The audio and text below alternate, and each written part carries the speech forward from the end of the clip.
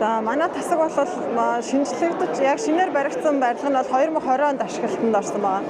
Тэгээ одоо хүүхдийн 4 эмчтэй хүүхдийн нарийн мэргэжлийн 7 суулагчтай ингээ нийт 11 хүний бүрэлдэхүүнтэй үйл ажиллагаа явуулж байна. Тасгийн үйл ажиллагаанд болохоор манай амбулаторийн хэсэг, тэгээд тасгийн хэвтэн эмчилүүлэх хэсэг, тэгээд вакцины хэсэг, яаралтай тусламжийн хэсэг гэсэн юм 4 ерөн том хэсэгтэй үйл ажиллагаа явуулж байгаа.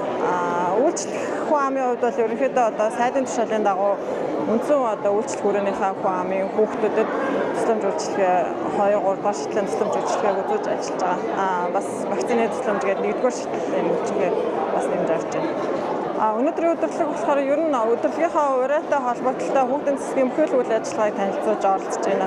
Бүх хэсгээ танилцуулж оролцож байгаа. Тэгээд одоо үйлчлүүлж байгаа хүн амдаа хүүхдийн засгийн мэдээллийг илүүдлэхүү өгөх манай засгийн үйл ажиллагаа ямар хөө явагддаг юм бэ гэдгийг дэлгэрэнгүй танилцуулж байна.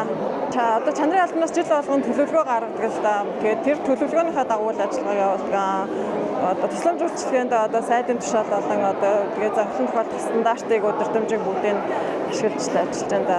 Манайх нөгөө 3 дахь шатлын эмнэлэг дундаа хүүхдийн тасагтай ганцхан эмнэлэг байгаа. Тэгээ тэрэн дээр одоо нэмэлтээр арай өрнөцөх юм бол вакцинжуулалт бас хийдэг. Тэгээ нэран гэрийн эргэлтийг бас давхар авч явдаг. Тэгээ томоо төвчний одоо яг идэвхжлийн үед Баянзүрх дүүргийн хүн амыг нэмэлтээр авч ажилладаг. Хорооны хүн амыг тэгээд бас байгууллагын цэцэрлэгтэй тэр байгууллагын цэцэрлэгийн хүүхдүүдийн урьдчилан сэргийлэх үздэг. Одоо шүдний кабинет хүүхдийн тусламж үйлчилгээ бас бүгдийг үзүүлж ажиллаж байна. Эцэгчдүүд хандаж хэлэхэд ер нь 0-5 хүртэлх насны хүүхдийн эрүүл аюулгүй байдал дээр илүү анхаарал хандуулаасай.